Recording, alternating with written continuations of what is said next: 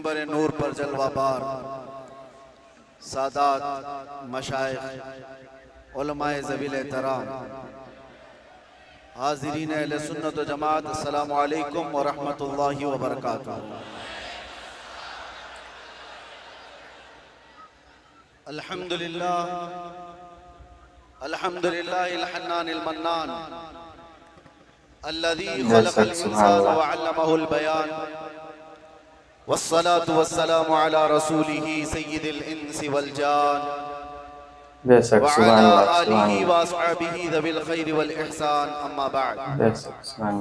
फ़अऊज़ु बिल्लाहि मिनश शैतानिर रजीम, बिस्मिल्लाहिर रहमानिर रहीम। अन्नबिय्यु OLA bill मुअमिनीना मिन अनफुसिहिम, सदक़ल्लाहु मौलानाल अज़ीम। बारगाह रिसालत मुआब सल्लल्लाहु तआला अलैहि वसल्लम की दुरूद पाक का हदिया पेश कर ले। अल्लाहुम्मा सल्लि अला सय्यिदिना मुहम्मद मअदनिल जूद वल करम व आलिहि व अस्हाबिहिल किराम व इब्निहिल करीम व बारिक व सल्लिम सलातन दाइमतन सरमदन अबदा। फिर के गली गली तबाह ठोकरें सबकी खाई क्यों, दिल को जो अक्ल दे खुदा तेरी गली से जाए क्यों। अब तो न रोक ऐ गनी आदत सग बिगड़ गई, मेरे करीम पहले ही लुक़मे तर खिलाए क्यों। जान है इश्क़ मुस्तफ़ा रोज़ वज़ू करे खुदा, जिसको वो दर्द का मज़ा नाज़े दवा उठाए क्यों। अल्लाह तबारक व तआला आपकी ये मोहब्बत व अक़ीदत को सलामत रखे। मैं बहुत देर से देख रहा हूँ हर कोई किसी को बिठा रहा है, और मैं ये भी महसूस कर रहा हूँ बैठे तो बेचारा कोई बैठे कहाँ। जो जिस हालत में खड़ा है, जैसे है उसी अंदाज में खड़ा रहे। हजरत मौलाना इलियास काजी साहब मुझसे कह रहे थे आज यहाँ ऐसा लग रहा है कि जैसे शबे कदर है। मैं उनसे ये कहता हूँ हुजूर पाक सल्लल्लाहु अलैहि वसल्लम के नामूस की जहाँ बात हो, हजारों शबे कदर से भी अभी शबे कदर मिली है मेरे मुस्तफ़ा की बरकत से। सारी बरकतें उस हस्ती पाक की हैं। आबरू मां ज़नाम मुस्तफ़ा, हम सब की इज्जत और आबरू उस नाम पाक से वाबस्ता है। और इसीलिए हम बार बार ये कहते हैं वो जो न थे तो कुछ न था, और वो जो न हो तो बस। यही अकीदा भी है और यही जिंदगी भी है। वो जो न हो तो कुछ न हो। इसलिए मेरे अजीजों, एक और बात जिसकी वजाहत भी कर दूं। लोग आज दो दो पोस्टर मेरे पास भेज कर कह रहे थे कि उधर भी है इधर भी है। कैसे प्रोग्राम? असल में ये तिलक नगर में होने वाला प्रोग्राम था। वहाँ के गयूर हजरात ने बड़ी मेहनतें की, मोहब्बतें उनकी भी अपनी जगह पर, लेकिन मेरे मुस्तफ़ा करीम सल्लल्लाहु अलैहि वसल्लम को जहां मंजूर हो, मेरे रब को जहां मंजूर हो, बात वहीं की जाती है। शायद गुरदल्ली वालों का खिंचाव ज्यादा हो। वैसे तो यहाँ पर रेशम का काम करने वाले ज्यादा हैं। बनारसी हजरात को मैं अच्छी तरह से जानता हूँ। इश्क़ रसूल के मामले में वो इतने नरम रेशम भी नहीं है, रस्सियों से मजबूत है। आज कुछ उनके मामलात की वजह से, जगह की किल्लत की वजह से, परमिशन के मामलात में इधर मूव हो गया। बहरहाल ये हालात के एतबार से इधर से उधर हो जाए, कहीं पर भी हो जाए, बात तो उस नबी पाक की जहां से भी की जाएगी गूंज कर रहेगी इंशाअल्लाह। और मुझे पता है हम उस मुल्क में जी रहे हैं जहां अफगानिस्तान का तालिबान मेहमान बन सकता है, और हिंदुस्तान में जन्म लिया सलमान नहीं आ सकता। ये मुनाफिकत है और मैं खुलकर बोलता हूं। वैसे मुझे बयान शुरू होने से पहले ही मस्जिद के आपके सदर साहब ने कान में कहा आपके ऊपर कोई पाबंदी यहाँ पर नहीं है, आप जो चाहे जितना चाहे बोल सकते हैं।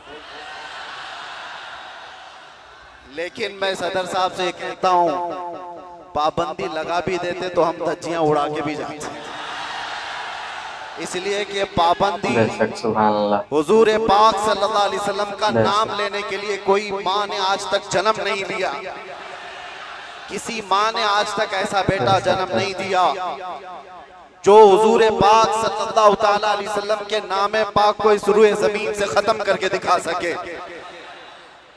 हमारा जुर्म क्या है, हमारा कसूर क्या है, हम बोलते क्या है?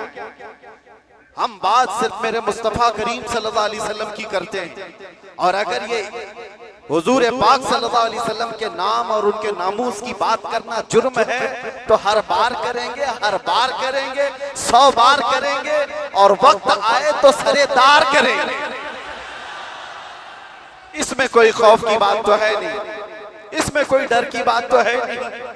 जब हमने ये कह दिया है या रसूल अल्लाह, ये दिल भी तुम्हारा, ये जान भी तुम्हारी, हम आए यहाँ तुम्हारे लिए और उठे भी वहां, जब सब उनके लिए है तो फिर डर किस बात का? खौफ न रख रजा जरा, तू तो है अब्दे मुस्तफा, तेरे लिए अमान है, तेरे लिए अमान है। बेंगलुरु के गयूर नौजवानों को मैं कुछ बातों से बेदार करना चाहता हूँ। तुम्हारी एनर्जी, तुम्हारी ताकत खामखा जाया नहीं होनी चाहिए। सड़कों पर बर्बाद किए जाने के लिए तुम्हें ताकत नहीं दी गई। अल्लाह ने तुम्हें जो ताकत और एनर्जी दिया है, जो तुम्हें पावर दिया है, वो नशे के अड्डों पर बर्बाद करने के लिए नहीं, और ना ही गलियों कूचों पर रात भर गुजारने के लिए, और ना ही बेमहल और बेवक्त एहतजाजात करके अपने आप को जोखिम में डालने के लिए। तुम्हारी एनर्जी और तुम्हारी ताकत एक एक पल किस चीज के लिए दी गई है आपको पता है?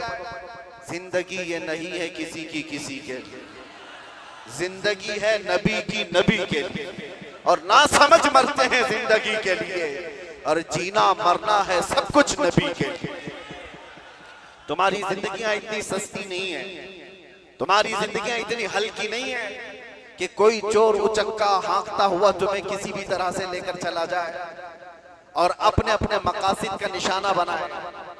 ऐ नौजवानों, जिस दौर में आप जी रहे हो, होश और हवास के साथ जियो, कानूनी मामलात और उसकी पेचीदगियों को समझो। दुश्मन किस अंदाज से तुम्हें वार कर रहा है, इस चीज को महसूस करो। यकीनन मेरे आका सल्लल्लाहु ताला अलैहि वसल्लम की मोहब्बत और उनकी असमत एक ऐसी चीज है जिस पर मुसलमान कंप्रोमाइज नहीं करता, और ये दुश्मन को अच्छी तरह मालूम। हमें भड़काने के लिए, हमें आपे से बाहर करने के लिए, जानते हो वो कौन सी चीज का इस्तेमाल करते हैं? सिर्फ और सिर्फ मेरे नबी का नाम इस्तेमाल करते हैं। उनको पता है इसकी माँ की गाली से भी उतना नहीं भड़केगा, ये इसके बाप और इसके खानदान को कोसो तो भी नहीं भड़केगा, इसके घर को बिल्डोजर से तोड़ दो तो भी नहीं भड़कता। ये अगर बेकाबू होता है तो आमिना के लाल की इज्जत पर उंगली उठाने से। ये अच्छी तरह से दुश्मन को मालूम है, इसीलिए बार बार इस तार को छेड़ा जाता है। उन्हें छेड़ने दो, वो अपनी हैसियत के मुताबिक छेड़ करके समझ रहे हैं, लेकिन हकीकत में मेरे अजीजों मैंने महसूस किया इस कौम को अल्लाह हमेशा सलामत रखे। मैं कभी कभार रातों में बैठे फिक्र भी करता कि इन नौजवानों से मुस्तकबिल क्या होने वाला है, जो रात भर नशे के अड्डे में गुजारते हो, गाने सुन करके दिन भर बिस्तर पर सोए रहते हो। उम्मत मुस्लिमा का क्या होगा? हम पहले बहुत जज्बाती तकरीरें कर चुके, माशरे की इस्लाह के लिए हर बुराई पर हम उंगली रख चुके, बहुत फिक्र अंदाज, काफी फिक्र होती थी। लेकिन मैंने देखा ये वो नौजवान जो नशा में मेरे साथ जेल की कैद काटे हुए नौजवानों को भी जानता हूं, जो हर तरह का नशा करके आए हुए थे, एडिक्ट थे, और कोई 10 साल से, कोई 15 साल से, कोई 20 साल से, और सारी कड़ियां जोड़ करके मैं आकर के देखता हूं कौन है जो इन्हें नशा पर उभारता है, कौन इनकी गलियों में नशा बेचता है, कौन सप्लायर है, कौन उभारता है, कौन पहुंचाता है, कानून को भी मालूम है कहां बिक रहा है, कहां सप्लाई हो रहा है, सबको पता है। और खासकर तुम्हारे मोहल्ले क्यों टारगेट है, कभी सोचा आपने? ये सिर्फ बेंगलुरु की बात नहीं, जाओ मुंबई जाओ, कलकत्ता जाओ, दिल्ली जाओ, किसी भी हैदराबाद, हर इलाके में मुसलमान क्राउडेड जो इलाके हैं, हमारी ज्यादा आबादी जहां पर, उन इलाकों को इन तमाम बुराइयों से घेर लिया गया है, नशा से। क्यों क्यों तुम टारगेट हो? वजह यही है मेरे अजीज, इसलिए कि दुनिया को खौफ दूसरी कौमों से नहीं, मोहम्मद अरबी के गुलामों से इतना डर है कि इसी दिन ये खड़ा हो गया तो दूसरों की नींद हराम कर। बेशक सुभान अल्लाह, सुभान अल्लाह। इसको इन तमाम खुराफात में मुलव्विस करके, नशा का आदी बना करके इसको सुला दो। ठीक है, इन्होंने कर लिया, किसी को 10 साल से, किसी को 20 साल से, किसी को 25 साल से नशा में मुब्तला करके रख दिया। हम भी डरे हुए थे कि ये नशा खोर नौजवान क्या करेंगे, मुस्तकबिल क्या होगा इनका। लेकिन मेरे अजीजों, मैंने अभी माजी करीब में, साल 2 साल में ये भी महसूस किया, नशा छोड़ना आसान भी नहीं है। जो एडिक्ट होता है वो जल्दी छोड़ता भी नहीं। अरे गुटखा नहीं छोड़ता तो वो दूसरी बातें कहां जल्दी छोड़े। लेकिन मैंने इलाज भी देखा, ये वो नौजवान 10 साल 12 साल 15 साल से नशा में एडिक्ट है, पूरी दुनिया ने इनको टारगेट कर कर करके नशा खिलाया और इनको 36 घंटे 48 घंटे सोने वाले नौजवान बनाया। मैंने देखा है 36 घंटे सोने वाले, और डर था हमें कि इनसे होगा क्या मुस्तकबिल। लेकिन मेरे अजीजों, हमारा ये अंदेशा, हमारा ये डर गलत निकला। दुनिया ने सब कुछ एड़ी चोटी का जोर लगा दिया इस नशा में मुब्तला कर कर कर करके कि इनको मफलूज कर दे, इनको पैरालाइज कर दे। लेकिन मैंने देखा, एक बार पुकारा आई लव मोहम्मद, उसके बाद फिर देखा वो नौजवान जो 20 साल से नशा में है, नाम मोहम्मद का नशा चढ़ गया है। मैंने पूछा वो पुराना नशा कहां चला गया? पुराना नशा जिसमें 36 घंटे सोता था, वो नशा कहां चला गया? मैंने उन नौजवानों को देखा, वो झूमते हुए कहते हैं वो नशा अलग है, ये उस मुस्तफा के नाम की मोहब्बत का नशा अलग है।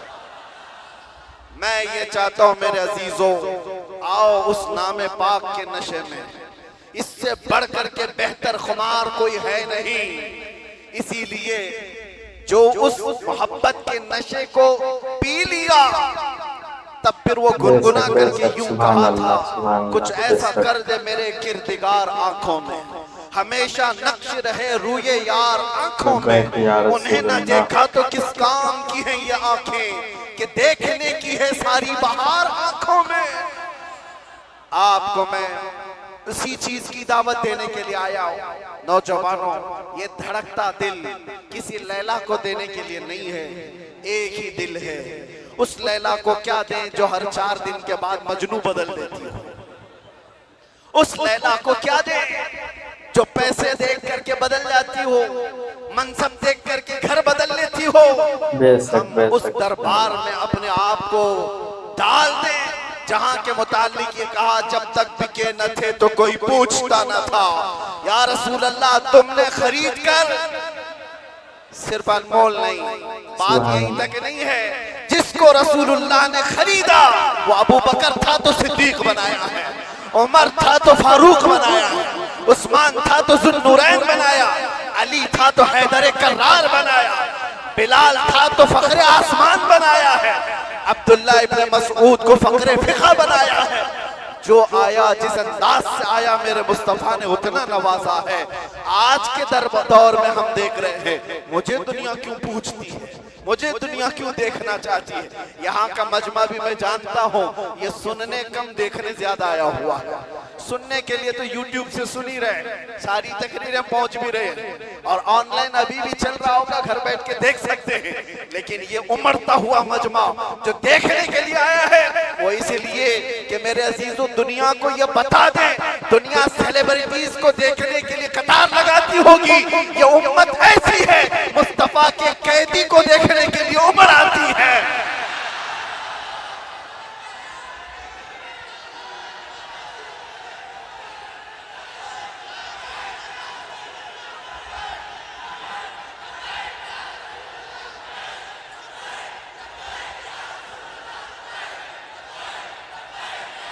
वरना